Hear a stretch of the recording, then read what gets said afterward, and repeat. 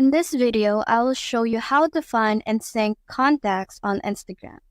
Now, the first thing to do is to tap on these three lines on the upper corner. Now, we just have to go to Account Center and then scroll down and tap Your Information and Permission. Now, you just have to click on Upload Contacts and you can just click on your Instagram right here. Now, you just have to connect your contacts by enabling this on and then hit allow. So your contacts have been connected and will be synced in order for you to connect with the people you know on Instagram.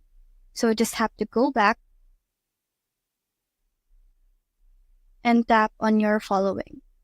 Now you can see categories and then people that you follow right now. So your contacts will also be shown right here once you sync your contacts on Instagram.